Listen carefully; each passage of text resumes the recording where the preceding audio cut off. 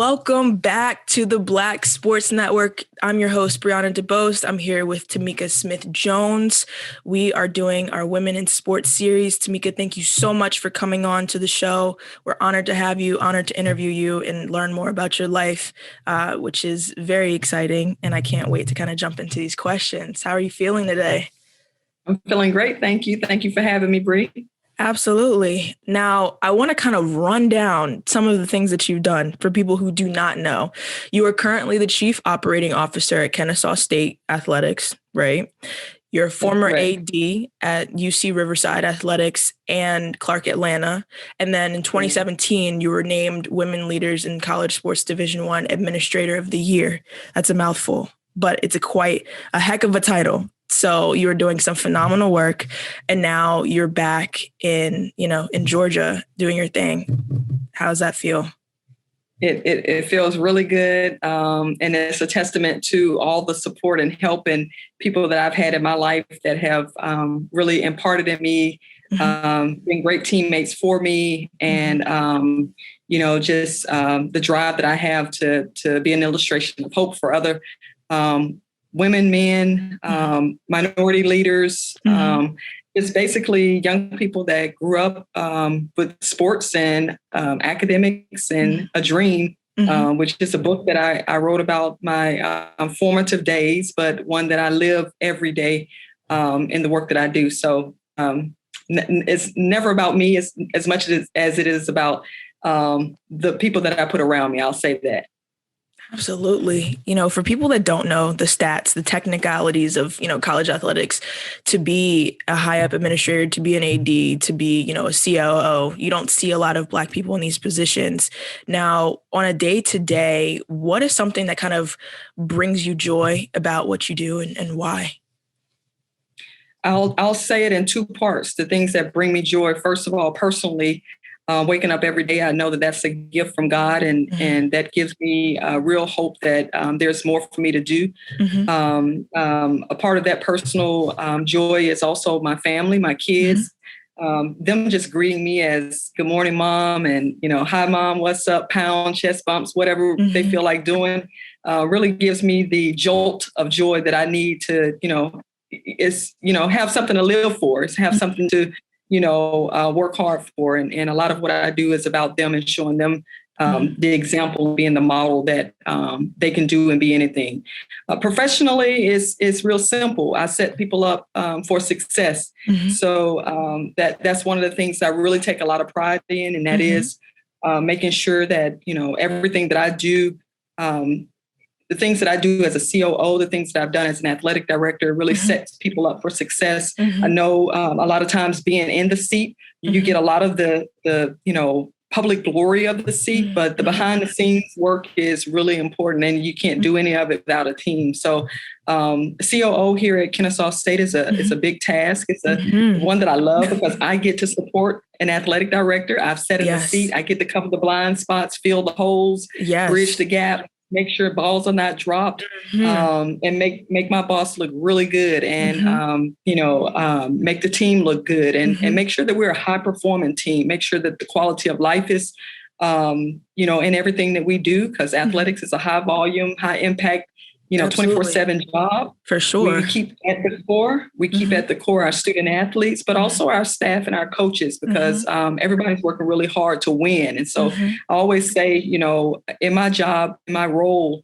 I just want to win incrementally every day. And that looks very different on any given day. And just to give you some behind the scenes as it relates to that, as a COO, some days I could be visiting practices, and some days I could be dealing with contracts or open record requests, making sure that facilities and capital projects are being worked through. I start my day off with my supervisor, trying to make sure that I set him up properly, make sure he has all the information and things that he needs to know, and kind of get some prep work time in with him.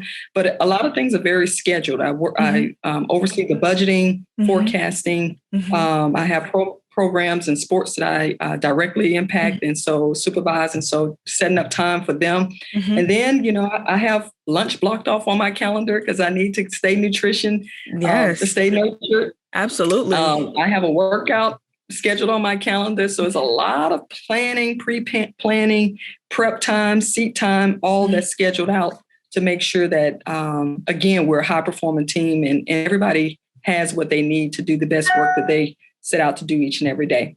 Absolutely. What a day in the life. Woo. It seems like no day is different for you, It's not. And a lot of people don't necessarily know that, especially like, cause as fans, you just see the games and that's great, That's right. but there's so many, there's so many technical aspects to, being a part of this huge department, this huge undertaking. And, the average fan might not see or even know about all that's kind of going on. So definitely thank you for providing that context into what you do, because you touch on every facet of your department and that's not easy on a day-to-day. Now, kind of following up with that, this year has been tough because of the pandemic. How have you, and you're in charge of finances, you're in charge of logistics, everything, how have you had to kind of pivot in your own department because of this, pandemic? And also, you're in this job, which is fairly new, if I'm not mistaken. Yes. So you're kind of February 1. Right. Yeah. Boom. Like you were right. You're in it, you're right in it. And so much is going on. Starting a new job in a pandemic is not easy either. Yeah, absolutely. And then you tack on everything else. How's that kind of been, having to pivot and having to just lead your department through this tough time? I'll tell you, I think it's really been about prioritization, understanding what's really important, because some things we used to do, we of course can't do anymore because of this pandemic. Absolutely. But we've learned to be more efficient. We've learned to prioritize and really focus on the most important things and what really matters. And I'll just say, in athletics, there's a lot of people and there's a lot of processes and there's a lot of playing of games, right? But the most important thing I think in this pandemic that I've really, just kind of held on to is the people and making sure that, we check in emotionally, mentally, make sure we get some physical time. Workouts are very important to us, especially being in athletics, and making sure we take care of ourselves and others. So I think that's the first thing that I would say about, leadership in a pandemic. The second thing I think is really, being more efficient and using our resources more wisely. There are a lot of deals and sponsorships and businesses that have had to scale back. That's impacted the business of athletics. We've been very fortunate here at Kennesaw State to have to experience some of those, but our athletic director and senior leadership team has done a great job, along with the president and leadership, of making sure that we didn't have to sacrifice positions. Everybody stayed employed, which is, I think, a big deal during this time. Absolutely. I came from a former institution where they were grappling about the value of athletics because of the impact of COVID. So I've been on both sides and learned to be very grateful and appreciative of this season and what it brings. Last thing I'll say about just leadership and during a pandemic is making sure that the people and the processes are efficient, but also understanding how to forecast the future. When you started out, you asked about the pivoting, and there's a lot of still unknown that is happening in the world. Absolutely. But you have to, those who fail to plan, are in trouble. And so one of the things that's really exciting about what we're doing here at Kennesaw State is that our leader, athletic director Milton Overton, is forecasting and planning, and every day he's talking about the vision, what he has in his head about what we could look like, not just right now, but 5 years. And we get a chance to pitch those to donors, to partners. And they see the vibrancy and the transformation still even happening at a large public institution like Kennesaw State, which has 40,000 students. Right outside of Metro Atlanta. I know, it's a lot of people. And which just proves to you that even during a pandemic, there's a lot of opportunity to grow, to be creative, innovative, and set our student athletes up, who are our future leaders. I mean, we can't stop and sulk because we're in a pandemic and lose hope for them. which is why we do this work. And so I think that's what I've learned most about my leadership during this time, and being able to join this team at Kennesaw State and seeing how they're just continuing to soar during this time. That's great to hear, because we've all seen, well, not all of us, if those of you who are like, constantly looking at sports news every day, we've kind of seen everything that's kind of been happening around the college athletic space, whether it's, we've had to cut teams, we've had to cut people, we've had to cut, just budgets, and all of this stuff has kind of been going on because of the pandemic. People, like you said, if you fail to plan, you end up in some precarious positions. And that's, it's been true across multiple sectors, not just college athletics, but, that's right. We've seen how, you can choose to sulk and stay in a negative space, or you can choose innovation and choose, all right, what can I do with what I have? And some phenomenal things have kind of come from that, whether it's, social media campaigns, or, engaging with fans and donors, virtually through Zoom or whatever it may be. So I definitely commend you all for taking that approach, because not a lot of people, not as many people have, to say the least. It's been a process, to say the least. That's right. Took some time to get caught up to it. Yeah, absolutely, for sure. Now, I want to dive into your past a bit, because, like I said, I love this. Well, I like the statistics, right? In previous roles, you have served as an athletic director at multiple major universities. As Black women, we don't see a lot of athletic directors that look like us, right? That are representing. It's a very, very small percentage. I don't know the exact, data thumbnail from the NCAA, but it is low, and it needs to be higher. Less than 20%. Less than 20% women, period, and exactly. Less than that of women of color, and less than that of Black women. There you go. Well, now we've heard it. So it's low, and it definitely needs to be higher, because, we're right at the intersection, and we have to acknowledge those intersections, especially for when we want to grow. Now, as a Black woman in these positions, with this percentage being relatively low of high up leaders in the academia or, athletic space or whatever it may be, how did this make you feel? How do these percentages make you feel when you think about them? And what is a lesson that you can kind of take away from these experiences that you've had, especially going forward? Absolutely. So first of all, I'll say that understanding that I'm one of few having sat in a seat or even in leadership roles, even now as a COO of a large organization, I don't feel alone. I feel indebted to those shoulders that I stand on, because I'm not the first. A lot of times I am, the first in some space and the only one in some spaces, but I know that there's so many people that have blazed the path, shined the light, and have set me up to be able to be received in these spaces. And so I pay homage to those.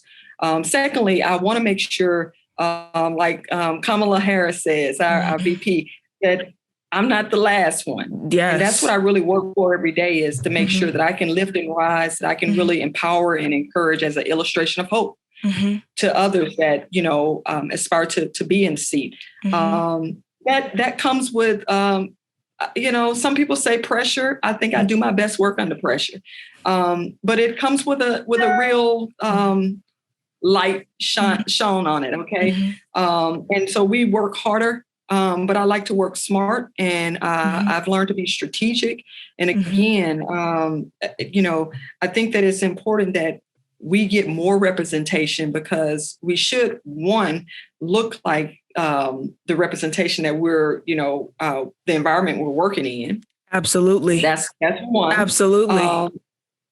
And two, we are so prepared to do this work or lead and be in these leadership positions. I mean, we're just as educated. We're just as talented. We've dealt with, I think about as a woman, how strategic I am on a daily basis, just being a mom, and a partner, and a professional, and a person. Yes. And all of that helps me be better for the environment that I serve, which are 18 and 22-year-olds. So I feel great about, blazing these paths as well. I think I celebrate more, not for myself. I celebrate for the hope line that I give to other women, men, young boys, young girls that watch me, that get to show up at games and see me, that get to see me bumping around in the community and, don't know who I am on site, but they see my representation of KSU and they may ask me a question and I can give them my business card and they do a double take saying, oh, you're the COO at Kennesaw. So I think that's what it really is about, is just it's knowing you have a gift and a gift is to be given and every day just trying to do what I can to help others, connect others, and make others, reach their full potential and the goals that they aspire to be. Yes. I love that you said that. You don't want to be the last one. Making room, making space, pushing forward. Make space. Absolutely. Push forward. Open the doors. Absolutely. I used to kick down doors, but I've gotten older and wiser now, and I don't kick down doors anymore. I working smarter. Approach. I'm working smarter. I have a different approach, and that has opened a lot more doors. And I really appreciate the maturation of coming from a student athlete perspective to now a collegiate professional, and that's what I try to translate to our student athletes every day. And even when I coach coaches, I mean, part of my responsibility as an administrator is to support coaches, serve coaches, Absolutely. Coach them up in ways and cover their blind spots. And so sometimes, there's a delicate side and a different approach that they can take that they don't see because they're too close to it. Right. As an administrator, I'm sitting in their practices. I'm traveling with them on the bus and the airplanes, and I get to sit up beside them and say, Coach, I saw, that interaction, did you think about this? Or, I had that experience and this is what I did. It may not work for you, but something to consider. Absolutely. So it's all relevant, and sometimes being the first, you get to be the one that, has to experience all the hurdles of being the first too. So I think thirdly is my job to make sure that the people that are coming behind me don't experience those same hurdles. So that's the lesson learned. That's the give back and make them better as we move forward. Absolutely. I love all of that. I love all of it because you get to kind of just experience so many different parts of your department and be able to, constantly influence decisions, which I love, right? People are thinking consciously. It's like, how can we do this and how can we make it better? Now, speaking of making decisions, for people that don't know, you are on multiple boards nationally, right? You're on, and just to list off a few, right? The NCAA Division I Women's Basketball Championship Sports Committee, the Women's Leaders in College Sports Board and Foundation Subcommittee, and are a founding member of the Executive Board for newly formed Black Athletic Directors Alliance.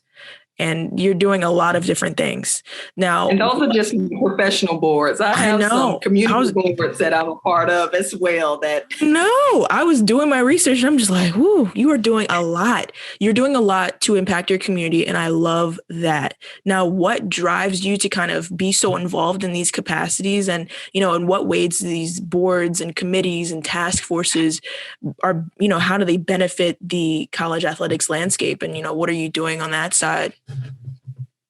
So what drives me to be a part of, Women Leaders Board, the 5 years I've served on the NCAA selections committee was awesome. Really it's the mission-driven work. Is former basketball player, woman leader, Black Athletic Directors Alliance, having sat in that seat.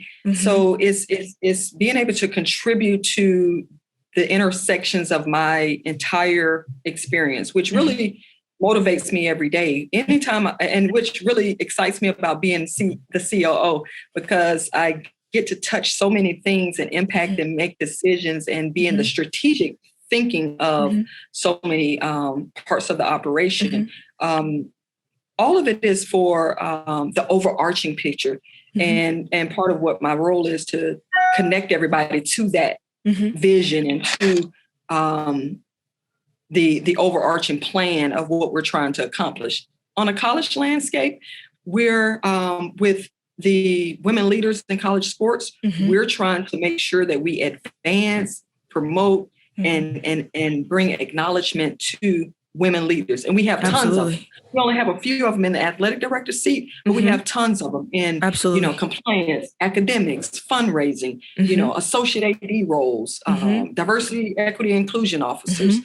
We want to bring awareness to that. And so that's what drives me from that work. And our executive director, Patty Phillips, with Women Leaders in College Sports, does a phenomenal job with her energy, her engagement, and the effort around that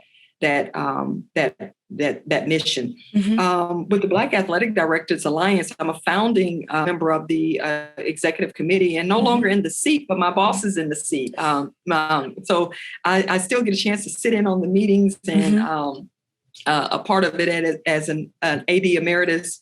And I'm very fortunate to still be in the room and basically in the room to pour out as much knowledge as I have, having sat in the athletic director's seat. Absolutely. Amongst my peers. And you get better together. You don't get better in silos. And so that's been a fantastic and a phenomenal opportunity that the athletic director at Auburn University, Alan Green, started this summer after George Floyd, as you may have researched, that has really brought all 50 or 60 of us in the country together at the Division I level to just share experiences, be a shoulder for one another, bounce ideas off in a safe space. We brought allies in from the NCAA office, from other athletic Power 5 universities to champion for us, with us. Yes. Because just because we get in the seat, again, it doesn't stop with us. We want to lift and rise and bring others to the seat. And again, with the population of minority student athletes that are competing, they should see more of us represented in the leadership role. So that's mission driven. That's mission driven again. And lastly, with the basketball committee work, I mean, for me, that was I was appointed to that committee like my second year as an athletic director at the University of California, Riverside. And it was a peer appointment. And it was like a slam dunk for my career as a former ball player. Can you just imagine? I mean, you have, what is that? Black and Balling organization that you lead. I mean, can you, as a former basketball player, can you imagine getting an opportunity to be at the Final Fours for 5 years, like select the teams that all of it. And it's all about the mission of young women, being able to play at the highest level, win championships, not just on the court, but as ambassadors for the sport, go on to be professional in the sport, WNBA, or in business, and being a part and sitting at the table with those colleagues, the VP, the NCAA women's basketball VP, Lynn Holzman, has done a great job with that committee, and to be a part of that has been such an honor. So again, to answer your question, it's all mission driven. It's the intersection of me being able to give back in these spaces that I have walked in, experienced, and I'm just fortunate to have my peers consider me enough to add value to those spaces. Absolutely. I hear it. I see it. I see all of your passion and your mission drivenness, which I love, because if you don't have a passion for what you're doing, why are you kind of doing it, And obviously, you've been doing this for a while now. You've stayed in the college athletics space, which is phenomenal, built your way up. And, for people who don't necessarily know the stats, I don't know, I love the data, but give them the data, Bree. I love the data. Some good data. Them the data, but you talked about having people in spaces like ADs and leadership positions that reflect what athletic departments look like, what they look like and what student athletes are representing, and how that's kind of broken down into revenue generating sports, non-revenue generating sports, who's representing who, all of that good stuff. And, we know, well, not all of us know, but the predominant, it's Black and brown folks who are playing these revenue generating sports like football and basketball, and representation matters when, you're looking at your leadership, when you're looking at, who's coaching you, who's leading your department. And so, that kind of goes right into my next question for you, because you are an HBCU grad at both your master's and undergraduate level, and you played basketball. How did these, and everyone's kind of talking about HBCUs now, especially with Kamala, and everyone's like, oh, HBCUs now. It's like, oh man, wow. Yes. You mean I get to go and I get to see people that look like me and professors and leaders and all of that, and I get to feel supported every day for the culture. Every day for the culture. Okay. Now, you had your HBCU experience, both professionally and undergrad and graduate degrees, right? How did these experiences at HBCUs kind of help prepare you in your career and your current positions in leadership? They absolutely gave me the culture. They gave me the representation that I needed for the confidence. Mm-hmm. I always say HBCUs made me, because I started out at a predominant institution. I transferred because I didn't know what I was missing, but I was missing something. And once I transferred, I realized what I was missing was the soul of who I really was. And I was going to be somebody that I wasn't, because I didn't see me and I didn't, understand me totally. I was raised in a family, of course, a diverse family, but most of my surroundings was predominantly, people of color. And, so it took me an adjustment to, transition. I was on a full scholarship to a predominant institution, and everything was going well. I mean, I was playing ball on a full scholarship, academics. I had the major that I wanted. I was an ambassador, doing what I needed to do as a women's basketball player. But socially, at the end of the day, at the end of all of it, when I was left with just me, I was missing something, and I just didn't quite understand what that was. And it was the culture. It was, where do I get my hair done? Right. It was, who really understands, the food that I'm looking for, which is, soul food, Right. Like, I need it. It was, I'm from a loving, caring, huggy, touchy-feely family. So, everybody don't want y'all in their space. So it was just, then I would be in class and my experiences just were different. And I, didn't really understand what some of the differences were in the experiences, and nor did people understand, where I was coming from when I was having a conversation about my experience. Fast forward to transfer. And of course, my parents didn't understand why I was transferring. They were like, what you doing? What did you, a full scholarship? You about to transfer? Like, you right. Gotta explain. What are you doing?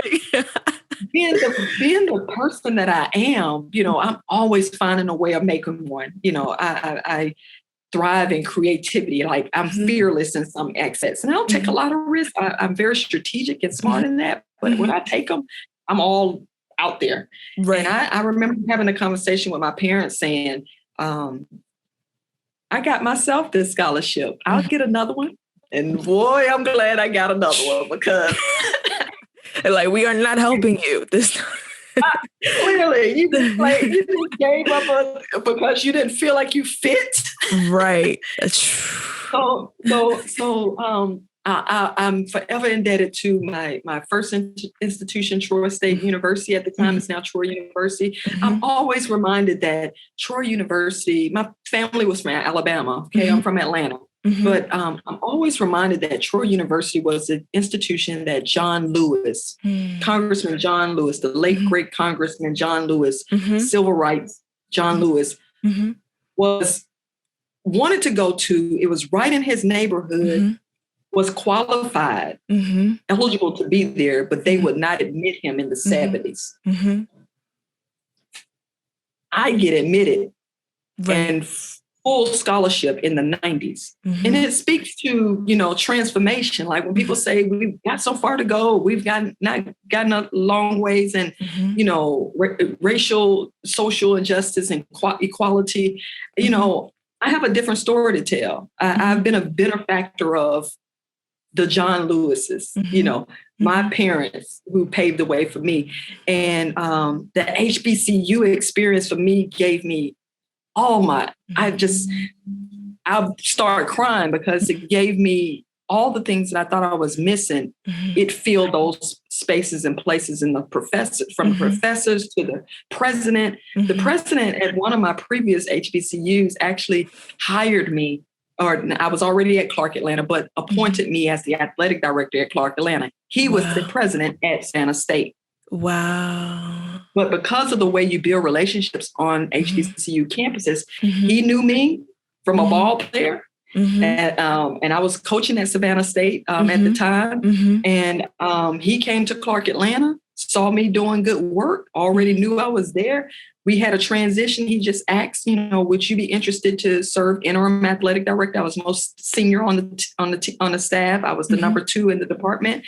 I said, sure, I'll hold it down until you guys do a national search, which is what they had planned to do. Wow. The rest is history. I was appointed full time after a year of, moving the team forward. But HBCU is a safe space for us, by us. It was invented. They were established because we didn't have other opportunities. And for me to be able to have the opportunity to attend an HBCU and find myself fully is who you see today. Absolutely. If I had not had that experience, Tamica Smith-Jones would be someone totally different. And I know for a fact not as impactful as I am in all that I do, and conscious of the experiences of not just, Black students, but my non-Black students, my international students. Like I get how all of them feel in different ways. And I have a certain level of empathy because I started at a predominant where I was one of the only, went to a majority where I was the masses, and then started my career understanding all of this. Absolutely. Much more so. Wow.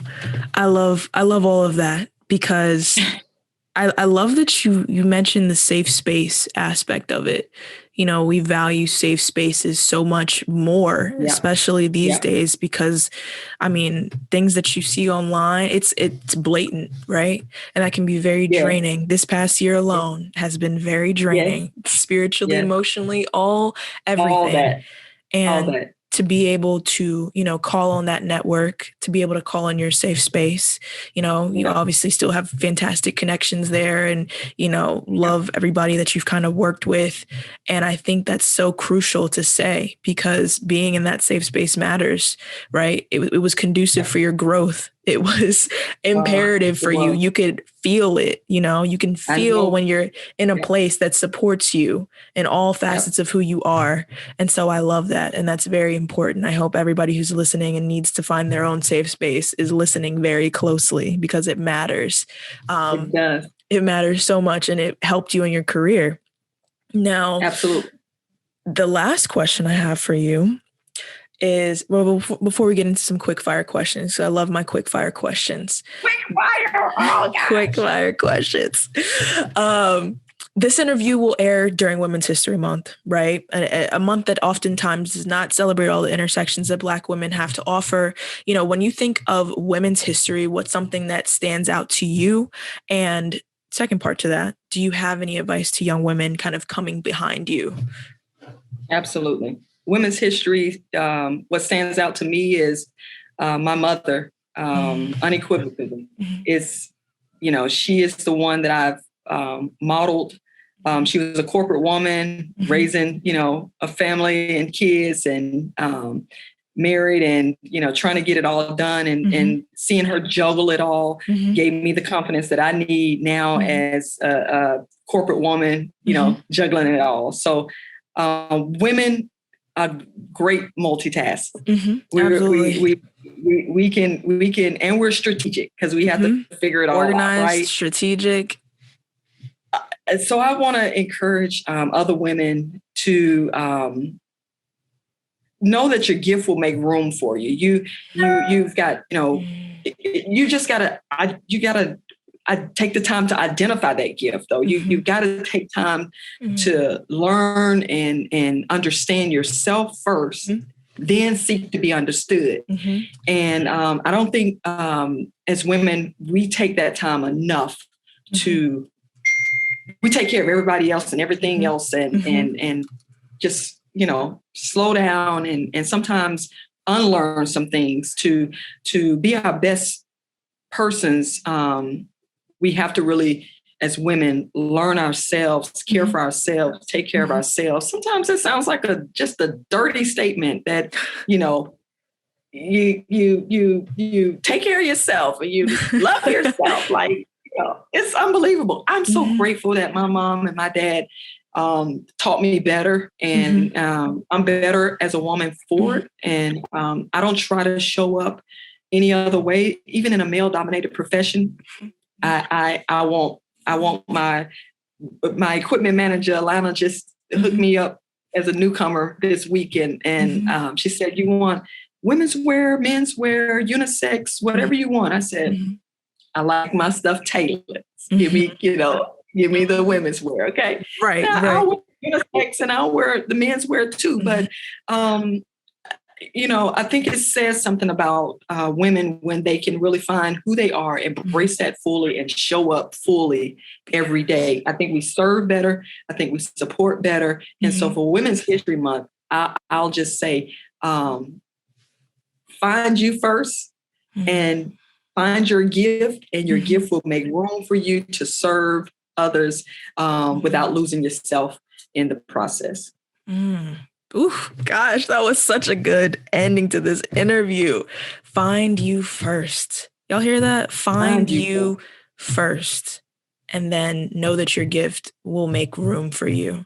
That's so powerful. That's real. Gosh, love it. I love it all. I can't wait for people to hear it. Now, I have some quick fire questions for you. Here are the rules. This is where I get nervous right here. The quick Here are the rules. You have to answer with one word or less, or one sentence or less. One word or one sentence or less. Okay. Okay. They have to be brief. It's quick fire. Boom. Okay. East Coast or West Coast? East Coast. What's your favorite? I lied. Oh. Don't overthink it. It's okay. What's your favorite championship that you've won, or as a leader or player? Or men's basketball, Clark Atlanta. Oh yes. Favorite won one in 40 something years. Oh, that's a good one. It's a close tie though. It's a close tie with my UCR men's soccer team winning their first one. So I don't know. I'm losing. I know I'm failing at this point. It's Go okay. ahead, quick fire. No, you're not failing. This is all about you. It's fine. What's your favorite role that you've had thus far in your college athletic tenure? The one I'm in right now, because there's so much promise and future. Good answer. Love it. What's a cause that you really care about? Advancing minorities and the underrepresented in anything, just so that they can have an opportunity to be in the seat. Yes, get in that seat. What's your go-to food spot in Atlanta? Please tell us, so when we can actually go outside and visit. We'll be pulling up in Atlanta. Where are you going?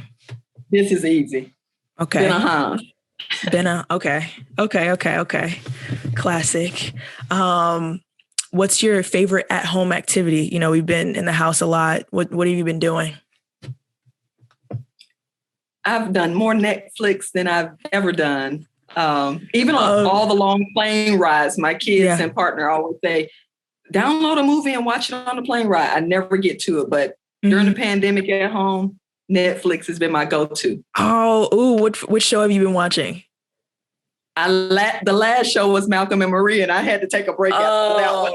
Man, we could talk a whole another hour about that. That was just a lot going on. Bridgerton. Oh, Bridgerton, yeah. That was Classic. a good one. Yes. Yeah. They've been like pushing out so much good content. It's unbelievable. And I don't watch a lot of TV. I watch a lot of sports, watch a lot of news, you know, but Netflix is all right with me. Yeah, Netflix they've been putting out so much information and so much just good quality TV shows. Yes. My last question for you, what's your favorite part about working at the collegiate level in college athletics? Absolutely, the student athletes and being able to help connect them to their future that they sometimes don't even know. But as long as they can engage with you, talk to you, you can process it, double back with them, we can get them there. Love it. It's a beautiful thing to see. I love it. And that is all that we have today. Tamica Smith-Jones, Chief Operating Officer at Kennesaw State Athletics. Thank you so much for taking the time out with Black Sports Network and our Women in Sports series. I'm your host, Brianna DeBose. Tamica, thank you so much for just everything. You are everything. Brianna, you did a great job, and kudos to Mike for this platform. And you keep doing the great work you're doing for Women's History Month as well. We celebrate you. Oh, thank you. Absolutely.